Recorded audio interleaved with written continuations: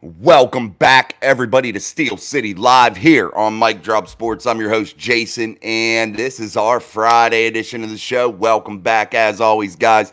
As we are here doing the damn thing, I appreciate you all for stopping through. Make sure you're hitting that like button. Also, making sure you subscribe if you're new as we continue to move through the show. What's up, Thomas? What's up, everybody? Again, make sure you're putting everything in the chat, your comments, questions, or concerns. I want to talk about a few things today involving maybe a little bit of scheme, involving some of these players, involving some things that I've, read and heard and seen throughout this OTA periods thus far, and exactly what I think we may need maybe in the run game from Najee Harris, from these wide receivers, from Jaylen Warren, from this offensive line. Do we have the correct personnel there? We'll talk about all of that here today on the show. As always, again, though, guys, I do truly appreciate your likes, your subscribes, everything that you do for me here at Mic Drop Sports and the show Steel City Live here every day, 6:30 p.m. Eastern Standard Time here on YouTube. Make sure you share it to your family and friends, and let's build this community together. Let's take a minute and remember all who died in defense of this great nation. Absolutely, I am a veteran myself. So definitely all the love and props to our armed forces, our men and women that protect us every day and give us the liberty to be able to do things like this, to be able to sit in a country safe and sound and be able to do podcasts, do dumb things like this that really have no meaning compared to what those men and women are doing for us out there, protecting us all across the world, protecting everything that we stand for and we value as American citizens. So I definitely want to throw that out there. But yes, Thomas, great point, great thought there, definitely. Joshua Shields, what's up? Absolutely, guys. What's up, TD? Yo, yo. But again, guys, we're going to get this show cranking along here. I hope everybody's enjoying their week so far. We're getting here to Friday. That's awesome. And yeah, big things, man. Big things happening. I'm still doing some things about some guests. I will be going on Steelers Nation Australia on the 29th at 8 p.m. following our show here on Steel City Live. So that's coming up. A lot of things happening. Our daily uploads every day, and also our giveaway coming up on June 14th. If you're a member of the Mic Drop Mafia, it's only 99 cents a month, and you get entered into giveaways. So for 99 cents a month, you have the chance to win cash, cool prizes, different things like that as a part of our fan appreciation, our viewer appreciation program here on Mic Drop Sports. Also during the season, you get members only podcasts, members only live sessions that we will start to do this season. And we'll start those members only live sessions. There'll be about 20, 30-minute long live sessions, and I plan on doing maybe one from Latrobe, different places. So they'll be way different than probably what this is that's available to everybody else, just to make it really cool for everybody. So we'll try to mix that up and continue to add perks for you guys as members of the Mic Drop Mafia and as subscribers to this channel. So again, guys, I appreciate you so much. So I want to show that appreciation as much as possible whenever I have the resources and have the ability to do so. So, all right, guys. Again, make sure you're putting your questions, comments, everything inside of that chat as we move through the show here on Steel City Live, and make sure you're hitting that like button to spread our show out through the YouTube algorithm. Again, guys, we're going to talk a little bit about this offense and what Arthur Smith is going to be looking to do. We know what Arthur Smith likes to do: run the damn football. That's the basis of his offense. He really wants to be a run-centric type guy. That's just what he's done. That's always how he's built things up when he's, ran offenses. So you look at this and you look at what Arthur has done in the past, and he runs a zone running type scheme, a zone scheme. So for fans that may not be familiar with it, I know a lot are, but fans that may not be familiar with like a zone scheme, it's based around the idea that the line will be responsible more for gaps and areas per se, as opposed to a specific target. Like when you're drawing up X and O schematics, you're looking at saying, hey, you're going to pick up the defensive tackle on this. You're going to kick out the D end. You are responsible on the second level to hit this linebacker at this spot. That's what you're looking at when you're going for a straight ahead run type game. That's what you're looking for there. But in a zone scheme, you're looking at more area, more gap sound type blocking schemes. So you're looking at players and saying to them, hey, you are responsible for this area on the football field, and you hit whoever comes in there first, and you block that player out. That's how it is. First come, first serve type guy, type blocking. So you remember the Le'Veon Bell days. You remember how he would run the football. That's kind of what a zone scheme kind of is, that dancing around kind of deal, looking for holes, not necessarily in the way Le'Veon did it specifically, but just that theory of like, hey, you're responsible for this area and blocking, et cetera, et cetera. So we look at that zone run scheme and we think to ourselves, do we have the personnel on deck right now to be able to do such a thing? Or are the guys that we have going to be able to thrive in that situation? And I think maybe the answer could be yes. But is Najee Harris the right back for that? Does Najee fit that type of skill set? Is Najee a more quick hit type guy? Yes, you can still pound the holes, right away whenever you are doing that zone stuff. But you got to let things develop in that zone scheme. You just can't be an impatient runner is what I'm trying to say there. And is Najee Harris that guy? Is he going to be able to dance around and do that kind of stuff and let things develop? Is he going to be patient enough, or is he more of a guy that wants to run downhill and knock somebody's brains in? Is that what he is mostly about? You look at how Najee has lost some weight here this offseason. Like he didn't need to. The man's in peak physical condition. I mean, he's an all-pro type guy. He's a beast runner. We get that.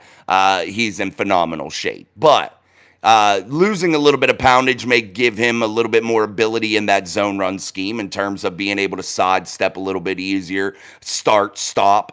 You remember back when we had Merrill Hodge on the show, and he talked about, what was I even saying? Shoot, sorry. I read Danny George's comment here. Danny, I wanted to say thank you for your service also, National Guard. We remember all of our brothers. Yeah, I read that and I lost my train of thought. But yeah, I was thinking of that. Oh, that's what I was going to say. Okay. You remember when Merrill Hodge was on and we were talking about being explosive, being able to start and stop, and how that is one of the most important things for a football player, especially when you're looking at running backs, you're looking at wide receivers, you're looking at players that, are requiring a certain skill set to be really, really good whenever you're able to start and stop, cut, and explode. That is a big thing that you should be looking for, especially when you watch these combine drills and things of that nature. That's one of the few drills that they have there, which is the 3-cone, that actually means something, that actually give you a sign into what this player can be able to do physically, athletically. And I definitely think that when you look at players at the running back position, the ability to start, stop, cut hard, and explode is something that you're going to really want to see in that zone run scheme, guys. So we're definitely going to get that talked about here. And when you looked at Najee Harris, I don't know if he is that guy right now, but I'm not saying that he potentially can't be or that he doesn't have that ability. We just not seen him in that scheme. The Steelers scheme last year was more just pound straight ahead, downhill, hit the holes hard, and explode. I think more with we did see a little bit of that when they ran out of the pistol last year, out of the shotgun, those types of things maybe were more of that kind of zone scheme, but you're going to see it more emphasized, I think, with Arthur Smith here and the zone type running scheme here. So you're going to have to see Najee Harris have that ability to get in the holes, hit that gap, find that area, but be able to start, stop, and start again really, really quickly to be able to navigate through the chaos. And what about the offensive line? That's going to be another big thing that we look at. Do we have the athletic guys that it's going to take? And I think the answer could be yes there too, because we're adding a lot of young talent to that line. You look at the young guys now, say they have a Troy Fautanu, a Zach Frazier, and a young Broderick Jones in year 2. starting with the group of Isaac Seumalo and James Daniels. I think that they are athletic enough to do that, because what I think you're going to really be looking for, and I may be wrong, guys, but when I'm looking at a zone run scheme, I'm looking at guys that can be super athletic on the offensive line in terms of pulling, in terms of getting to their gap, finding areas to be able to hit and block and get somebody up out of there, having the strength and the ability to do so, being good pullers, being good guys that are good offensive linemen that can pull. That's a big thing, pulling to that gap, hitting the first thing you see, driving them players out of there, really having good footwork, really be able to hit somebody square. Those things are going to be super important, man. And I've been thinking about this all day, and I was thinking about it yesterday too, and I just wonder to myself, are the Steelers set up for that right now? Are they going to be able to do that? And then you look at the wide receivers in a zone run scheme. That's going to be important, because those guys are going to dictate whether you get to that second, third level, with their blocks and how they are ultra aggressive in selling the pass game. That is going to be huge for the Steelers. And I don't know if we, the fan base, really realize how much emphasis has to go into that to be successful for this year. What's going on? What's up, Greg? Not much. Talking Steelers. Mark Malone, pound that rock, no doubt.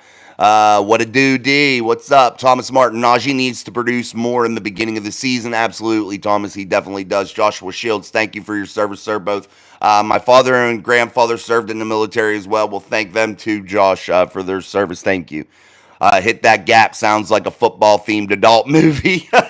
It does too. Dude, when I say some things on here, and I'll say yeah, I think to myself, shit, I hope people aren't just clicking through and taking me out of context, because man, dude, some shit you're saying with football, it's oh man, you just think to yourself, if they don't know what you're talking about, it could sound pretty nasty. But let's get back to those wide receivers. Again, guys, make sure you're hitting that like button as we move through the show here. Steel City Live here only on Mic Drop Sports. One of the better shows, I think, on YouTube concerning football. Gives you guys the freedom as fans to discuss things and get your voice heard and get your get your narrative pushed a little bit instead of the big box media. So make sure you do that. And again, put your comments and stuff inside of that chat, questions, and we'll get to them as best we can. But when we're looking again, guys, at this zone run scheme, these wide receivers, I think are going to be in utmost importance this year. Oh, shoot, I almost knocked my mic off. But they're going to be of utmost importance, and I say this for a reason. If they are doing things like you saw Deontay Johnson do last year, and it just wasn't the play in Cincinnati, guys. It just wasn't. I know people are going to say it was one play. I get that. But it wasn't. If you watch all 22 tape, and it just wasn't Deontay. It was George, too. It was other people that play the wide receiver position. It was... Wide receivers in this Arthur Smith offense are going to have to be truly dedicated individuals to be successful. Guys that are very unselfish. Guys that are going to give 100,000% every damn snap. They have to be, guys. And the reason I say that is because in this zone run scheme, when they are out there on the edge and they are out there set, they are going to have to make it as such that they are selling the pass every down. Every down is... They're going for the pass, man. They're going out on a route. And I say that because in the run game, to help spring these guys into the second and third levels, when you get a defender back on their heels, like a DB, like a linebacker that's covering a guy in the slot, you got a DB, a corner out there on the edge covering a George Pickens. If you explode like you are running a route and you get that DB, that defender on their heels, that gives smaller wide receivers an advantage, especially. Guys, any wide receiver an advantage, but if you're a smaller guy, it really gives you an advantage. Because why? All of a sudden now you're turning into these guys and you're blocking them. They are on their heels. They are backpedaling. That is going to give you, the smaller receiver especially, that extra second or two that's going to be required to get your runners sprung, man. And it's got to be done. Guys like Roman Wilson, guys like a Calvin Austin, they have to be really fluid in selling that pass game or selling the route every time. I don't care if it's a run play, a pass play, whatever. They have to be out there doing the same thing so much, so over and over, to where a defender cannot take the risk of cheating up, of playing over aggressive, playing that run game. They can't cheat. They have to be able to play you square, and they have to play you honest. And when you have a defender on their heels and you turn into them, you 9 times out of 10 are going to win that battle, especially even if you're a smaller guy. And these are just things I'm thinking of. I'm no football coach, but when I'm thinking of these things and I'm going through this is what you have to do.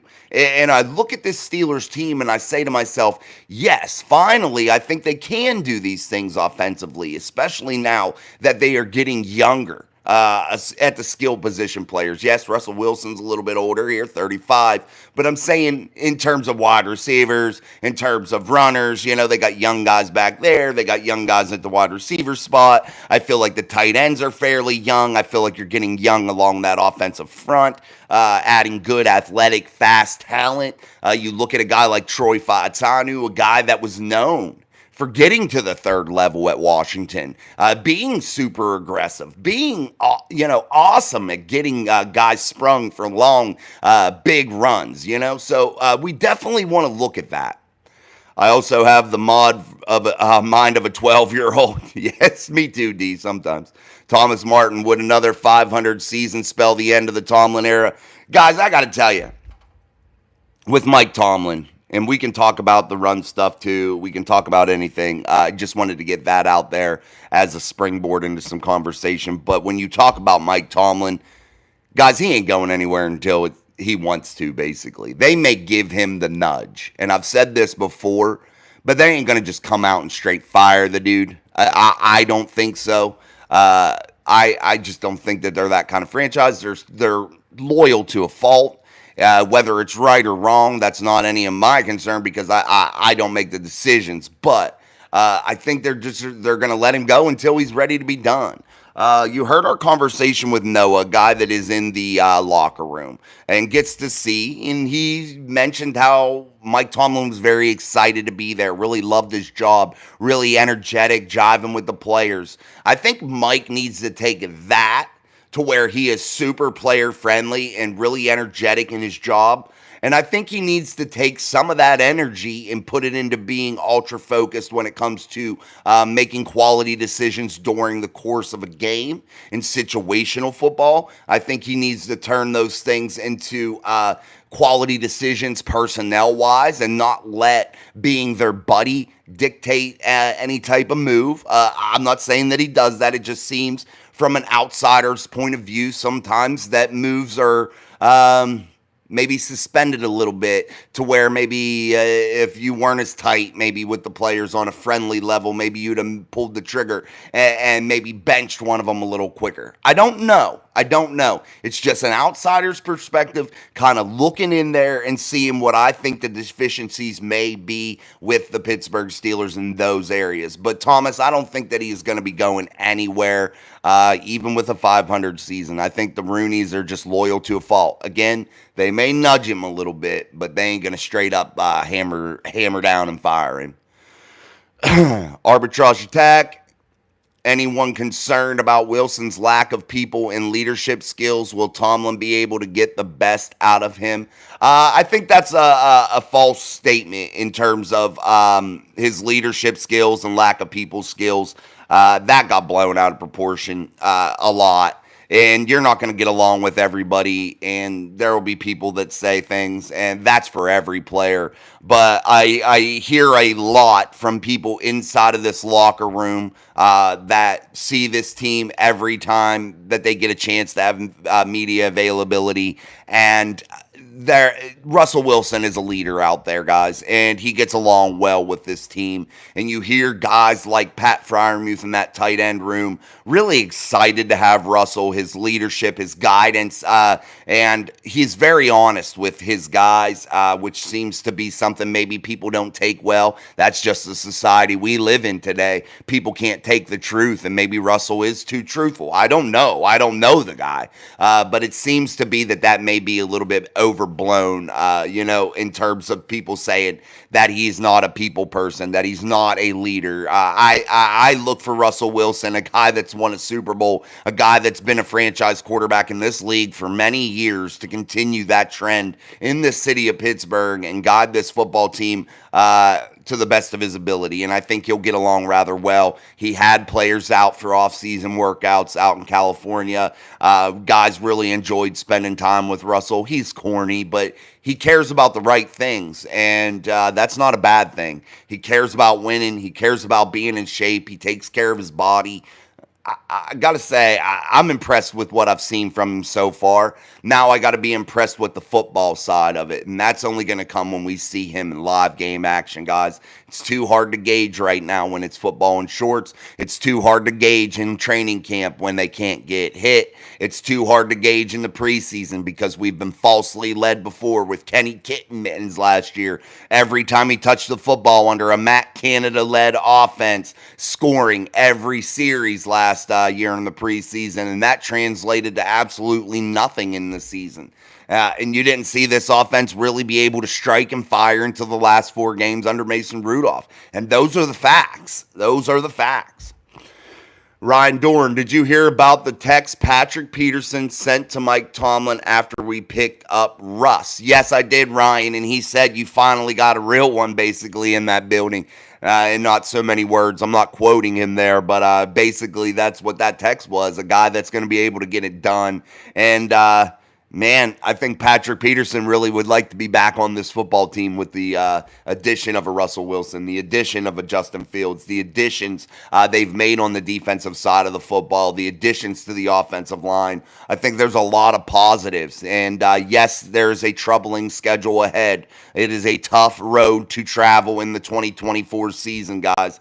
But your Pittsburgh Steelers do their best work as a franchise under the most extreme, difficult circumstances. It's just the way history has dictated this team, or showed us this team has done these things over the years. When their back's against the wall, when everybody's counting them out, they seem to shine, and that seems to be a trend for the Pittsburgh Steelers. And I hope it's one that continues. I hope it leads into some playoff success, because that's where this team has really been lacking, playoff success. Under Mike Tomlin, no playoff wins since 2016. I know some may say that that's not a worrisome statistic, but when you're a Steelers fan, that's kind of worrying to me, or troubling to me, because why? I don't care if I'm spoiled. I don't care if I expect to see a winner. That's a winner's mentality. I want to win every year, and I want the team to want that also, because what are you doing if you don't expect that? And just to expect to be average and okay isn't good enough. And anybody that expects that, I think you've set the bar far too low, and I think that's a loser's mentality. You could coach better than several. Thanks, man. I appreciate Arbitrage Attack. I appreciate that. TD, let's go and hit that like button. Absolutely, guys. Let's get those likes up here on Steel City Live. I'm Jason. This is Mic Drop Sports. I feel like we're one of the better shows here on YouTube concerning football, talking football. So show us some support. Let's get some subscribers going. We're headed toward that 5,000 goal, and then we're going to change things up in terms of our live show format. So let's help us get there and really get this thing cranking along. We're over 3,000 now, so I know we can get another 1,000 pretty easy. So let's hit that up. Hey, it's Darian. I played football with Corey Trice. Dude's a monster. He's gonna come back and take over. A lot of high hopes for Corey Trice. This one goes out for one of our viewers that requests Corey all the time to hear things about Corey. I've heard a lot of good things about him, guys, even though he's in his knee brace, not fully cleared yet to do everything.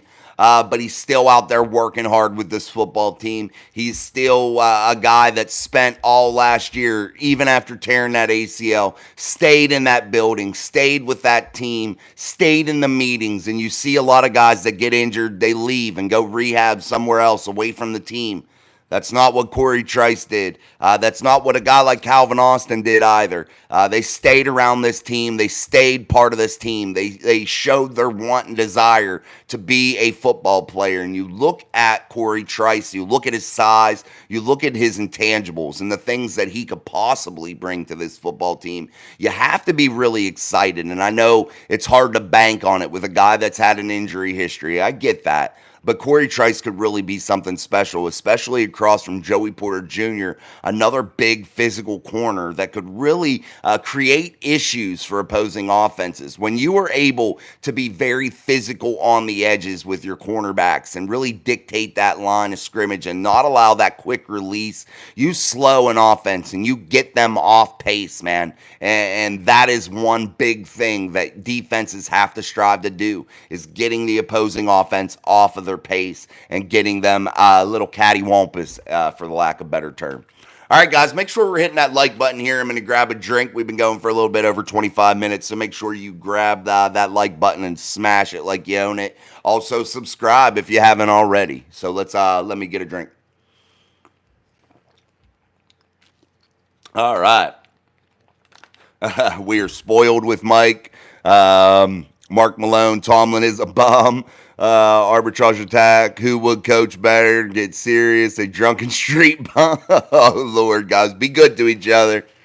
Good. Be good to each other. Loyal to a fault, unless your name is Mason. Yeah, they are. Some situations. Player personnel. I won't say they're loyal to a fault there. I will say, though, with coaches, they are. They've had 3 head coaches in 60-some years, so I will say that. But player personnel, they ain't.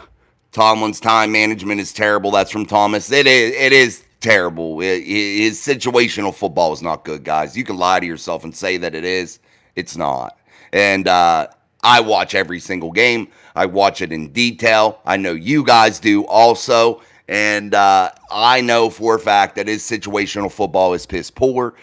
His management of those fine-tuned situations that you have to be perfect as a coach aren't there. And they're not. And anyone that wants to say they are, you're lying to yourself. And that's okay, because you can like Tomlin. That's fine. You're a fan. You should like him. Be fired up for him. And I like Mike too. I just admit his faults, and he is not good situationally.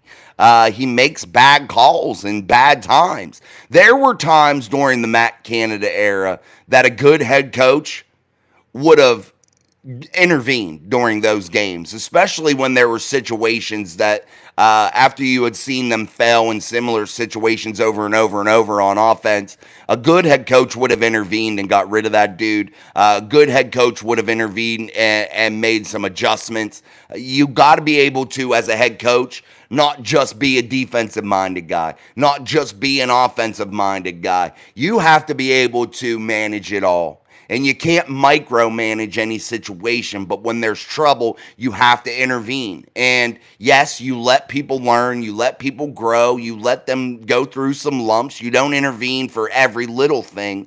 But when you see something that's a reoccurring problem and it never gets fixed, you have to pull the hammer or drop the hammer down and figure things out. And that's just the way you have to be as a coach. Especially a head coach in the NFL. You can't allow things to continually get out of control. There's not enough games. This isn't baseball. You don't have 160 some games. This isn't hockey. You don't have a gazillion games. I don't even know how many they play. A bunch. But you can't do those things. This isn't basketball where you have a bunch of games either. This is the NFL. This is the big leagues, man. And you got to be able to fix things quickly, because you can't allow things to spiral out of control, because what? Your season goes in the toilet real fast and in a hurry. Farmer Jr., what's up? I still am on DJ. If GP misses any time at all, then we are screwed. Yeah, DJ could do some things, guys. but his lack of effort was there, and it was serious. And he's a dum-dum. Not to be rude, but he is. He's not very bright, man. He don't seem like it. Listen to his interviews. Listen to the way, or watch the way he played on the field. I think he's a dum-dum. And I don't like that energy he was bringing, man. If you're unhappy in a situation, you can't hold on to people. And I understand. I agree with you, Farmer. We're going to miss some of that production. We are. The route running ability. And you're right. If there is an injury to GP, who's going to step up? But, that's the dice you rolled there. And you got a guy, I feel like, that wasn't very happy out of the building, and a guy that wanted a new opportunity elsewhere. And I think you gave him that. So you were stand up to him. You allowed him to continue to start and play because you had nobody else really to fill his shoes last year, even after he grossly stood there in Cincinnati on national TV looking like a dum-dum. And, it is what it is. I just got to be truthful. Sean Chandler, I'm glad you said that about Mike Tomlin. He's not going nowhere. Let's go, Steelers Nation. Let's go. Yeah, I mean, he's not for now, no doubt. Good to hear. Tomlin also knows less about offense than I do about being good looking. But honestly, guys, these head coaches, before you hire a guy as a head coach, in my eyes, I firmly believe, and all these owners are looking for the next best thing, the next guy that had one good season as a coordinator. They're looking to hire him as a head coach. I think that's the wrong approach. I would like to see head coaches go and work on the defensive side of the football. Then go over and work on the offensive side of the football. Have some special teams knowledge. I'm not saying you have to work in special teams, but start and get through all the ranks and have a firm understanding of the entire game. I just feel like if you are the head coach, you have to understand it all. And if you're not, I feel like you're setting yourself in a real difficult situation to really put your trust in somebody else to do everything and not have any say or any knowledge of what's going on. I say this, you can allow your coordinators to be the coordinators, and I think you should, and I don't think you should intervene for every little thing. But as the head coach, you should be able to look back at everything and look over everything. And if there is an issue that is, beaming right in front of your face in your coaches meeting, you should be able to say, hey, let's talk about this situation. We're running this zone run scheme here. Do you think maybe it would be better in this formation if we would run a more head-on type run game?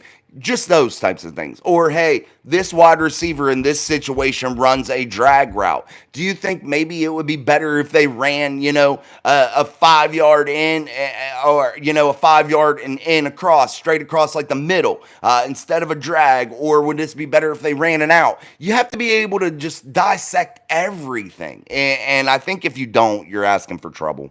That's just my opinion. And with Fields behind him,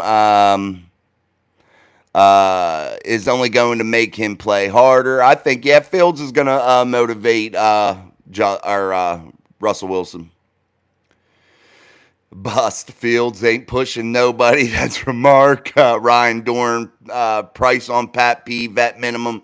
Pat P. Hall of Fame type guy. He just can't be an outside corner no more. He's going to have to be there in a limited role. It's got to be real cheap. Vet minimum sounds about right, Ryan, if you were to bring him back. I don't even know if it would be my first choice. I'd be more interested in a Cameron Sutton or somebody like that. Farmer Jr. says Pat P would be perfect as a backup, and he would take vet minimum, I bet. Yeah, I don't know what he would take. I have no clue what he's looking for in terms of finances, guys. I love that every year we are in the mix. Yeah, that's a solid thing too, Farmer Jr. 81. You want to be in a team or rooting for a team like that, and that's where I get really upset with people when they're like okay with the averages performances. You want to strive to be a winner every year. If the Super Bowl isn't your goal every year, what are we doing here? What are we doing? I don't see excitement in just being average. What do you gain from it? Watching a bunch of rich guys run around doing nothing? Just being average? Nah, no thanks. I ain't into that. I want to see people strive to be a champion every year. I want to see that journey take place every year to where you're striving to be the best you can every series, every down, every second of a football game. And when you hear Coach Tomlin talk about it's a 60-minute ball game, a full 60-minute game, yes, it is. And every second is valuable in the NFL. You cannot afford to stumble.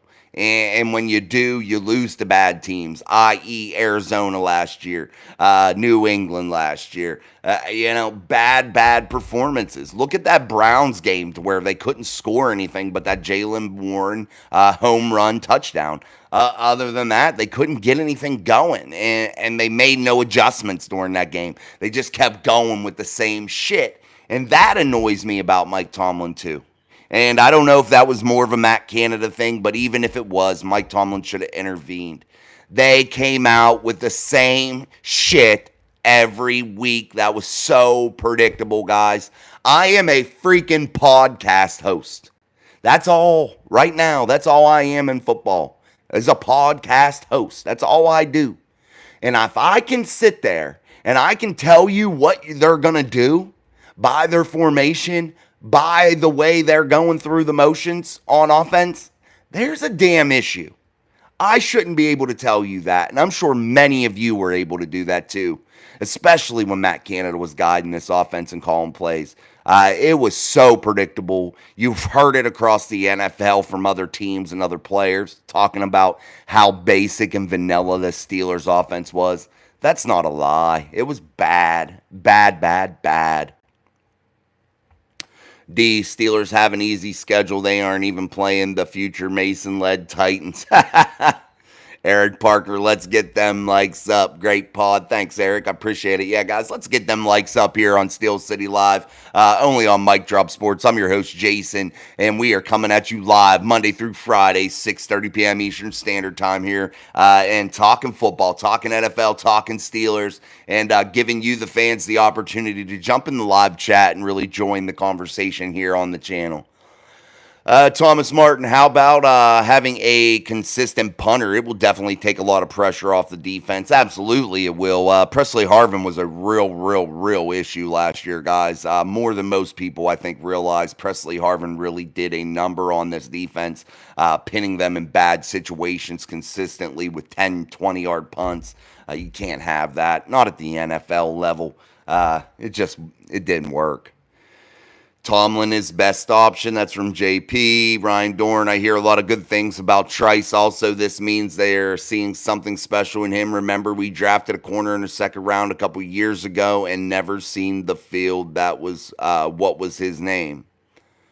Who are you talking about? I'm trying to think, Ryan. I'll see. D, how did Tomlin even get a head coaching position? He was a defensive backs coach for 8 years, a defensive coordinator for 1, and then hired as a head coach. Nice hat, Jason. Thank you. I don't know. I think the prerequisite should be that you study it all. That's what I think. I don't think the teams should be really trying to pull the trigger on the next young greatest thing because they had one good year as a coordinator. I just don't. I think that that's jumping the gun. And I think that that's another reason you see a lot of these young coaches fail. And they go back into the coaching pool, and some of them never get a chance to be a head coach again. And if you're a smart coach, I would probably recommend not throwing your hat into the ring right away for head coaching positions. I think you should really try to gain as much knowledge as humanly possible before you try to get into that head coaching position. Senquez Golden was the cornerback we took in the second round. Maybe, Brian. I don't know, buddy. I can't remember. I remember Golden. I don't know where he was picked, though. You might be right, bud. Jonathan Stevens, we in here daily. It's good to see you guys again. I'm so ready for the season and see how GP evolves as a wide receiver. Me too, man. Welcome back, Jonathan. Canada and kitten mittens, bad. Amen. Meow, meow. Kenny kitten mittens, no intestinal fortitude. All right, let's get that person out of here. What's up, Diddy? Diddy's hit, man. Yo, what's up, man? All right, guys, hit that like button for us. We only are in the teens. Let's get that up, man, as we approach our 100 live viewers. So let's get that going here and continue to grow and share the channel as much as humanly possible to all your friends, man. Let's grow the community. It only adds to the conversation. So continue to make sure you do that and spread the word of the channel. Big things are ahead. Big improvements, man. Again, I'm working on some guests. I'm going to go over to Mark's channel on Steeler Nation Australia. If you're familiar with that, I'll share the link that night. That'll be after Steel City Live. I hope I still have a voice left. That'll be a Wednesday at least, so that'll be good. Oh, shit. I wanted to tell you guys something. I was thinking this, man, I just killed before I got on here, and I'm in a food coma. Like, literally, all I can think about while I'm doing this is laying on the couch taking a nap, and I got to tell you why. There's this guy, him and his little buddy, man. These two dudes. They got this sketchy ass like Explorer that's all beat up, and they haul this big barbecue pit behind this damn Ford Explorer. And over by where we live, they pull that bitch off the side of the road and literally set up shop, dude. They take credit cards, everything. They're set up like a legit business over there. And every time I go by it, I'm like, damn, does that smell good?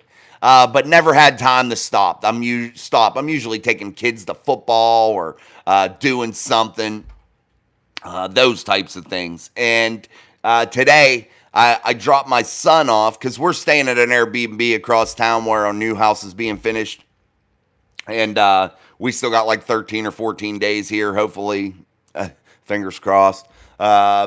So make sure you say a prayer for us there, that things continue to move smooth. But anyway, I said today I was coming back after dropping my youngest son off at a friend's for a sleepover on a Friday here. I dropped him off, and on the way back, I said, I am getting that shit.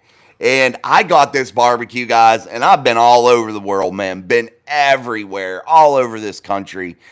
And, dude, I have never had barbecue like I had in my life than I had today at Morgantown, West Virginia, in the Cheat Lake area.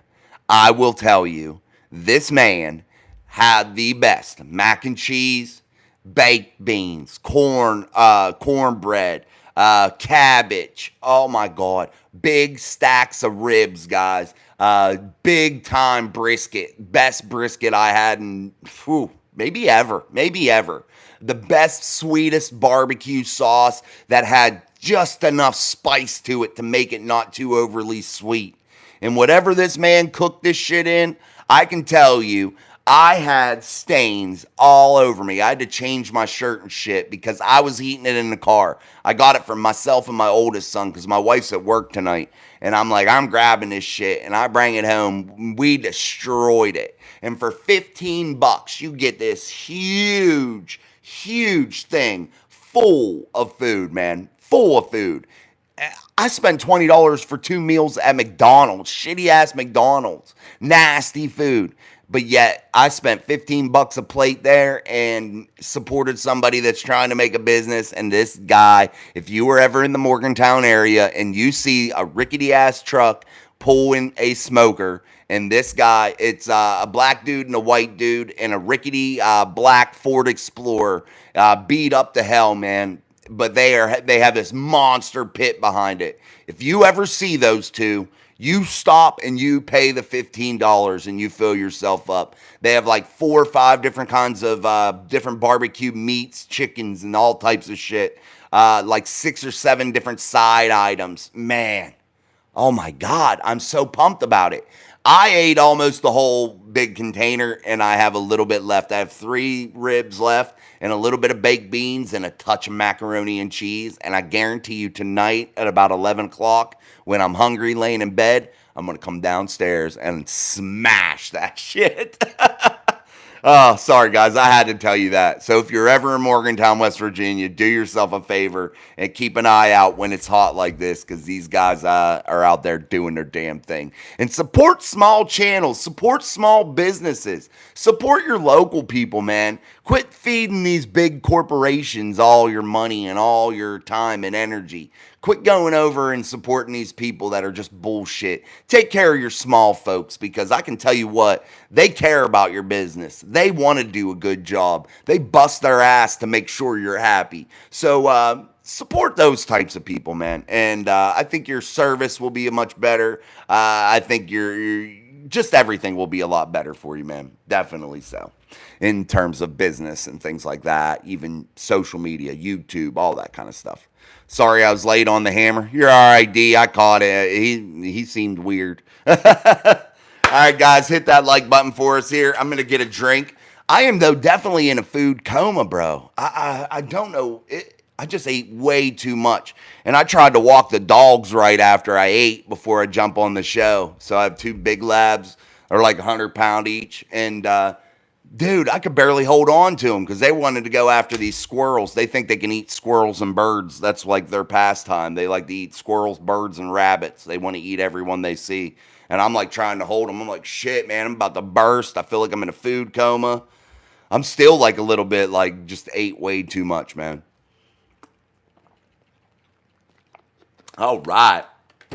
It is a Friday anyway, so that's a good thing. A little bit of a break coming up here on the weekend, so that's pretty damn cool. But anyway, guys. Oh, sorry. Am I missing some of the chat? Okay. Nope. I was just making sure, guys. All right, guys. Put your comments, questions, and concerns, all that in the squirrel's pretty good. I've ate squirrel before. I live in the foothills of the Appalachian Mountains, so I've ate all types of weird shit. Squirrel ain't bad, actually. It tastes like little Cornish hens, if you ask me. That's what I think squirrels taste like. But the dude, when I ate squirrel last time I ever ate it, a guy shot it with freaking shotgun for some weird reason. I don't know why, but I was picking little BBs out of my freaking shit. So, yeah, it was funny how, skinned them up, did all that kind of stuff. But, yeah, I've had squirrel before. What's the weirdest thing I have? I've had turtle. Yeah, that's probably the weirdest, is the turtle. I've had alligator, which is gross. I hated it. Yeah, I don't like elk or bear or any of that shit either. Did I screw up timing that guy out? I'm not seeing other comments. No, you didn't. Just nobody's putting nothing in. You're good, D. You did right, bro. Thank you, buddy. I appreciate you being a moderator too, D. I do appreciate that very much so. It's hard whenever you just had one. Like, Sean was our only moderator, so, yeah. All right, guys, smash that like button here as we continue to move through the show here on Steel City Live. Still talking Steelers, still talking NFL, anything you guys want to talk about. Again, guys, I was talking about that zone run scheme earlier. I think that's of utmost importance. And I really, truly believe this offensive line is going to be able to gel, in my eyes, and become a good unit in that aspect in terms of being able to be effective in a zone-type run atmosphere. Because if you look at how athletic and young they are, that's a pretty positive thing if you're going to be running that zone scheme, Definitely. Definitely. Message my Mic Drop Sports. Oh, that was me when I timed them out. I've seen that, D. I've seen that other one. Okay. I was making sure I didn't mess something up. Sometimes I do hit weird shit, guys. Like, I'll hit, like, somebody will put their, put a comment, and I'll go to scroll on it, and I'll hit, and it'll, delete somebody that I didn't want. So it'll make it crazy. But again, guys, we're talking Steelers. Also, I wanted to talk about some NFL stuff going on. The NFL, Roger Goodell responding to the Harrison Buckner commencement speech. You have Travis Kelce, Andy Reid, Patrick Mahomes pulling for him, talking good about that. Also, there was another interesting thing I seen about Justin Fields. A wide receiver with the Chicago Bears, DJ Moore, said that he saw the writing on the wall with Justin Fields, saw the trade coming, and yeah, it is what it is. He said, hey, we seen it coming. It is a business. They knew Fields was going to be gone, and literally just, it is what it is. Now they are rolling with Caleb Williams. He said, hey, we're going to go through hell. I think that's going to be one of the worst draft picks of the Bears franchise history. I think Caleb Williams is going to be a monumental bust. So we'll see how that goes. All right, guys, make sure you're putting your comments, questions, and concerns inside of that chat. Somebody else comment other than D, because I do want to make sure. There we go. Southeast, that's right. Southeast Los Angeles for life. What's up? What's up, homie? Yeah, I just wanted to make sure that we didn't mess up the chat, because usually we have a lot more than that. So I was just making sure. We're new. D was my new moderator, so I'm just making sure we're on the up and up in terms of technical stuff, because I am not a tech savvy person. How you doing? You live in Pittsburgh right now? I live about an hour away from Pittsburgh. I live in Morgantown, West Virginia. Joseph Rica, Staten Island. Well, welcome from Staten Island. Joseph, do you know a place? What the hell's it called?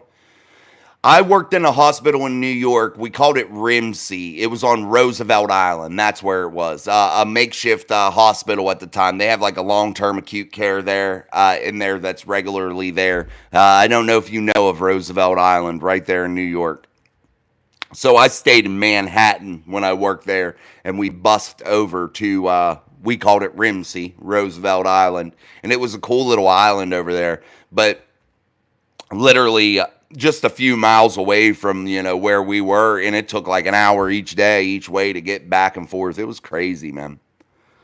George with those emojis. Absolutely, guys. Get your emojis. Yes, of course. Oh, that's cool. You know that, Joseph. That's awesome. I've not met nobody that knew it, so that's cool. They actually filmed some horror movies at that hospital over there on Roosevelt Island. And I used to walk around there. I worked night shift, and I'd be walking around there and shit.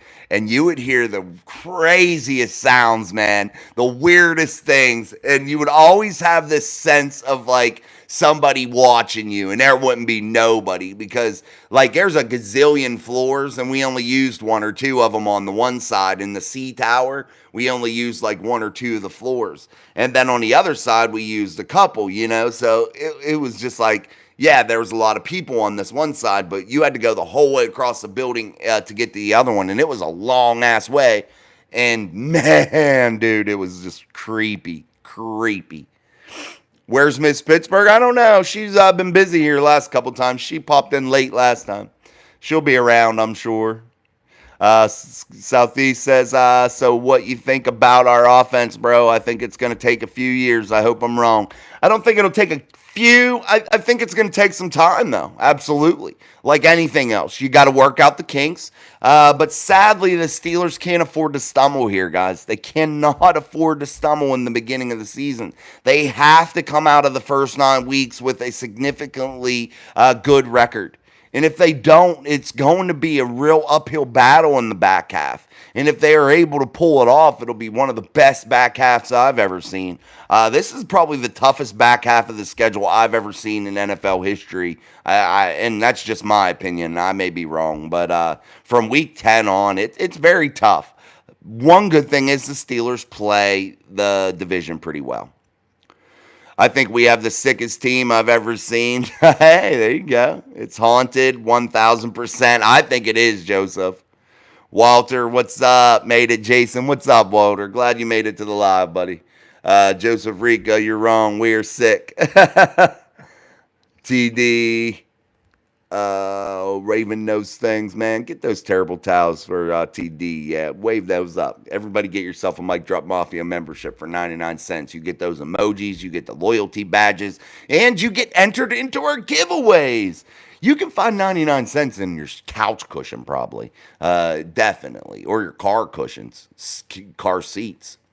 Oscar says, no, we can't. Our defense right now is a win now defense. If we blow this, it's going to go bad. Yeah, you gotta strike while the iron's hot in the NFL.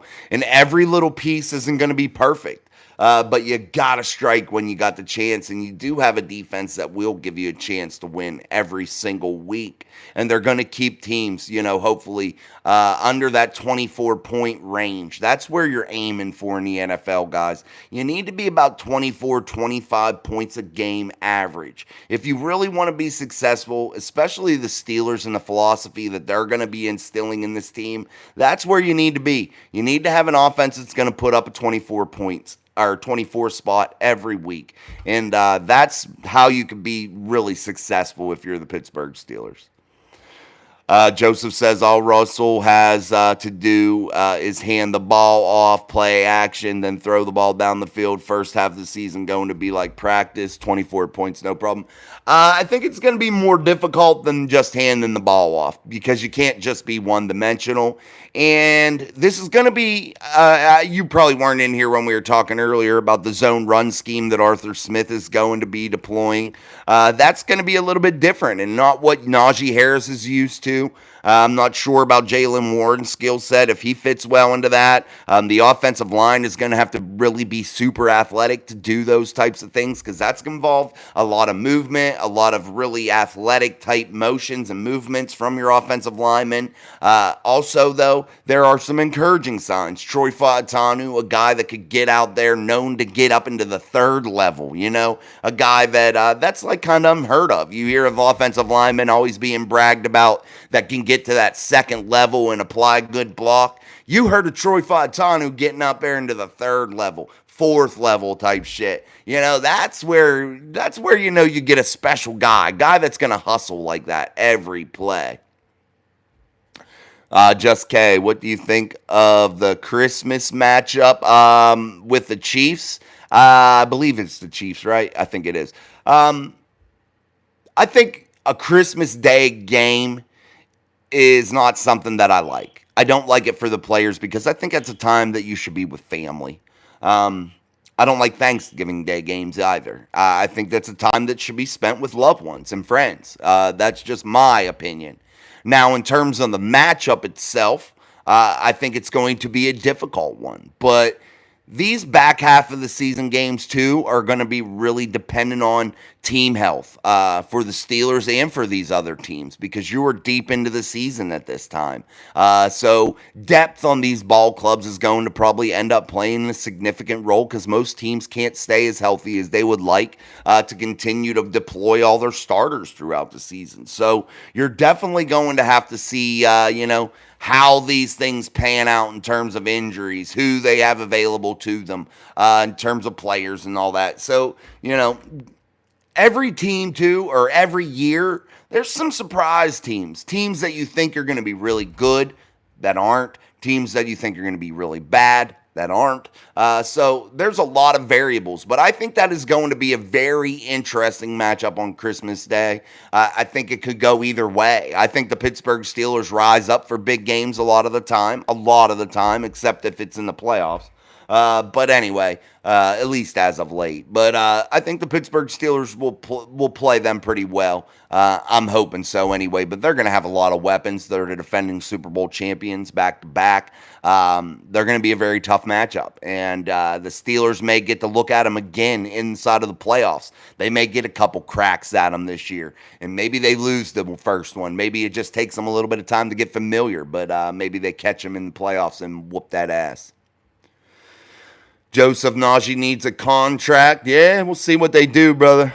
I don't know how they're going to handle that. I think maybe you could get Najee right now, guys, on a 2-year, $14 million deal, probably spread over 2 years. I think that sounds realistic to me. I'm not sure what the Steelers are thinking. I think you could get a $12, $14 million deal out of Najee for 2 years. I think you can make it work. But that's really not much different than what that franchise tag was. You know what I mean?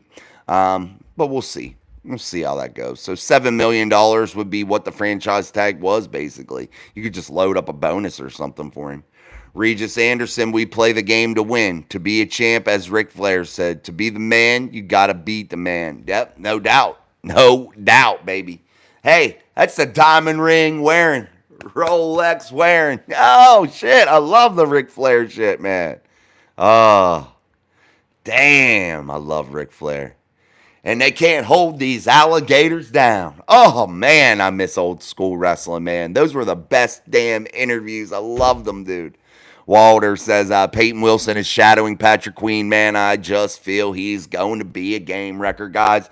I agree with you, Walter. I think he's going to be a real monster. I think he's going to be the biggest steal out of the 2024 NFL draft out of every team. I think that he was completely overlooked. He is a guy that is an absolute monster that gives a 10,000% effort. I think he is a day one contributor, week one for your Pittsburgh Steelers, and I think he is going to truly be a significant piece to this puzzle on defense, not just on third downs, just not situationally. I think he will play himself into a real significant role by the middle to end of the season for your Steelers. That's just my opinion. I think he is a guy that has excellent speed, that will hit the shit out of you, can do it all. Play the run, play the pass, just be really, really versatile, and I love that about him, and I think he's going to be special. All right, guys, make sure you're hitting that like button. Our likes, man, that number is absolute dog shit.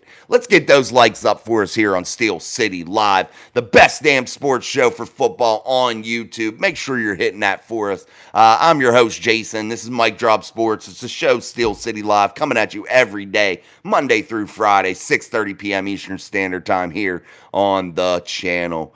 I agree with Walter. Sick defense. I love it. I get to eat like a fat pig and watch Steelers. Me too. Best Christmas present ever. I love to eat, dude. I do the holiday cooking in my home. And I go hard. I'm going to deep fry turkeys this year. I usually switch it up. I'll deep fry, and then I'll bake with my stuffing and all that stuff. So I mix it up a little bit. This year I think I'm going to do deep fried. My father-in-law had passed away, so he usually helped me deep fry the turkeys. So I haven't done it in a couple years just because it was like the thing we did to kind of together. So I haven't done it in a couple years, but we'll get back to it. Brady not there anymore, thank God. Let's get rid of this. There we go. Regis, old school wrestling is the best. It was. What's up, Justin Meneke? Steeler Nation, what's up? No problem. What's up, man? Hey, how are you? Old school wrestling was the best, guys. I used to wake up as a kid on Saturday mornings and watch it. I remember my great-grandfather, when I was really young, I would come into the basement where he always sat and watch TV, and he'd have WCW wrestling on. And, dude, you could not tell him that shit was fake. He would lose his mind. He thought it was real. He would argue with you to the death about that being real. Tyreek Hill. No, I'm not, man. No, I'm not. Walter Lenley, damn good, man, doing the cooking. My wife and I share. I do sides. Hell yeah, man, you got to mix it up. My wife does some sides, too. I do all the main things, though, for the holidays, like the main meals like that.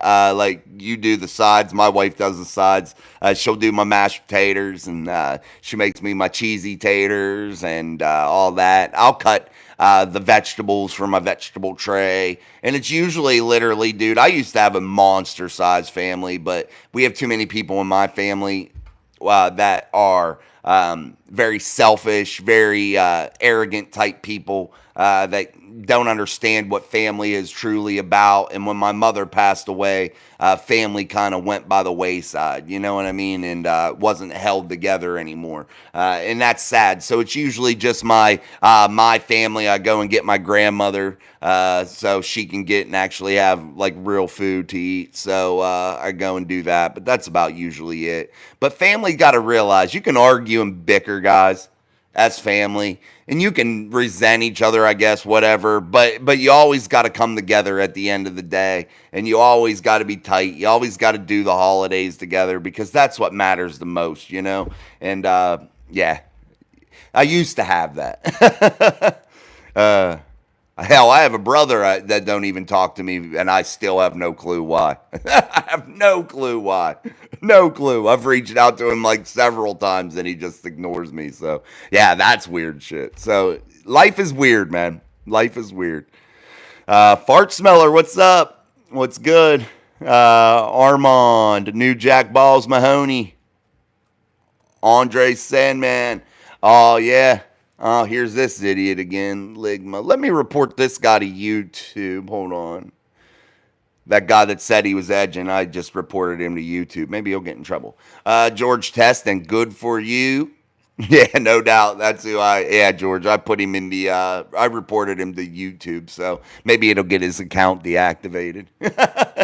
Dude, guys, I've been getting some freaky, weird-ass emails, man. Crazy.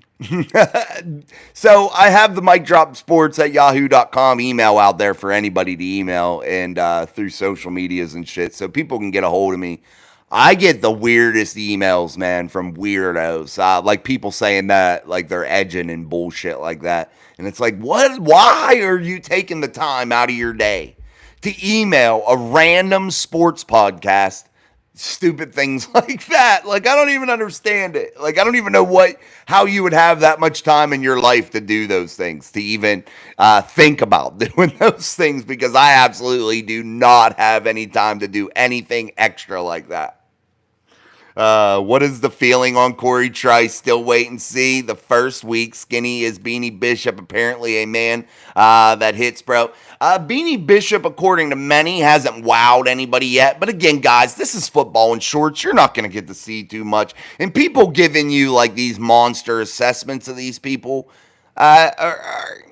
it's cool, but it's just not as accurate as it's going to be, right? You can't be. You're seeing people in football in shorts, man. Shorts and a helmet. It can only be so accurate, and that's the truth. It's cool that people are willing, though, to go out there and look and bust their ass to give you the best analyst they can, or analysis that they can of these players.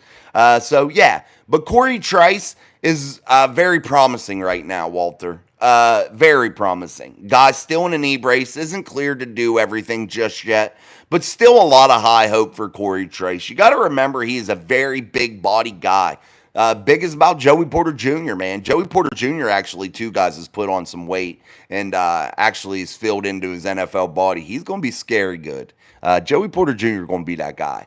But anyway, I think Corey Trice has the potential to be something like that. And he's a big body dude. And I keep telling you, this Steelers defense, guys, if you have two big physical corners, guys that are still fast, still rangy, you could be a really scary defense, especially if you have stellar inside linebacker play, because you're going to push everything into the middle. And what do you have when you're pushing everything into the middle? Those scary inside linebackers and a all-pro safety ball hawk in Minkah Fitzpatrick. It could only mean good things. All right, guys, make sure you're hitting that like button. I know there's more than 16 regular Mic Drop Mafia people in the chat, in the show that have come through. So let's make sure we hit those likes for us here on Steel City Live, our Friday edition. I'll go for 4 more minutes. That'll get us up to 70 minutes here. Yeah. Again, guys, I do seriously think that the Steelers, if you're playing that big physical presence on the edges, I think you're going to be a real dominant presence on the defensive side of the ball. And here's the thing for your Steelers, too, this year, guys. They got to get away from playing all that dime that they played a lot last year. They got to get out of playing the base 3-4 all the time last year. They were either in base or in that big like dime package type deal last year. And I think they need to play a lot more nickel. I think they need to be a lot more physical at the line of scrimmage. If you remember last year, whenever I did my pregame show, whenever the Steelers were going against the Texans, and I had mentioned to you guys what my keys to victory were, and I said them all week, but I really remember emphasizing it in that Texans game, is that was being physical with the wide receivers and not allowing them to get off and allowing easy pitch and catches. And I think you saw that a lot last year when they weren't being as physical as they could be. And I think you saw, though, when they came out in that dime all the time, they got ate up in the run game. So that kind of shit has to go away this year for them to be good. And I understand they were ate up with injuries, so I get that. But we need to see a little bit bigger play from them this year. But with those bigger body guys, but still yet be able to defend against the pass and things of that nature. So we'll see how it goes. Sorry, I'm slacking today. Headed to Waco for my kid's B-Day. Well, happy birthday to your kid, too. Also, it was Sean's son's birthday here, either today or tomorrow, one of the two. Sean, our regular guy. So happy birthday to D, one of our moderators' sons, and happy birthday to Sean, my co-host. He comes on here a couple times a week. Sean from Mic Drop Sports here. You guys know and love him. His son also. So D and Sean's son, happy birthday, guys, from us here at Mic Drop Sports. So enjoy the day, guys. No doubt about it. Walter Lemley, okay, now a minute on Cam. More money, pay cut, talk, continue to talk. I think they're going to figure something out. I don't think you see Cam go anywhere else, Walter. I think Cam will get his money this year, and I think you'll see him play for the Steelers this year here in 2024. But I look for Cam to take a significant downsize in the money, and they'll still have a lot of money next year. Guys, we're going to do a show. The Steelers do have a lot of cap space still, and they are going to have a shit ton in 2025. So this sets up really well for the Steelers following the 2024 season. They're going to have a lot of available cap space, so they're going to be able to keep some of these players and sign some players, and money ain't going to be an issue, which will be really good. So I really look for this Pittsburgh Steelers team here in the next 3 or 4 years to have a really big open window to be really, really good. I really, truly believe that. So continue to support this team because I think you're about to get back to those winning ways that we are all used to as Steeler fans. No problem, D. Patrick Papa, what's up? What's up? Yeah. Have a great weekend. Thanks, George. Walty, happy birthday. Enjoy this. Be safe. Absolutely, guys. All right, I got to get off here, guys. My voice is killing me. It's been an awesome week, though, here on the channel. We had Sean on the channel. He came on for a show. We had Noah Strackbine from All Steelers Talk come on for a show. We did several other lives. We had our daily uploads, many posts. Don't forget to go on to other social medias and follow us. We're starting to build a presence everywhere.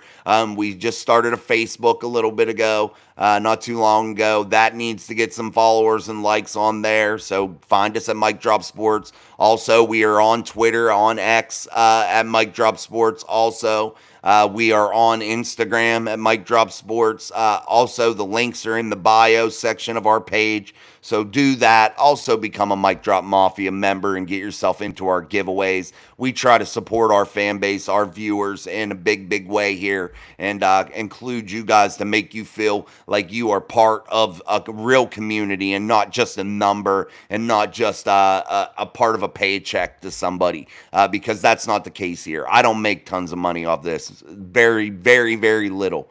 And yes, it's monetized, and I won't lie about that. I do make some money, but it's very, very, very little money. And that's not why I'm here. I'm here for you guys. I'm here for the football, the conversation, and showing you guys what it's like to be part of a real YouTube community and not just a number to somebody. So until next time, guys, I'm going to jump off here. We'll see. You never know the weekend. Sometimes I do an impromptu, but I haven't lately. So maybe it's time to do one. But we'll see how the weekend goes. So if not, guys, I'll see you on Monday.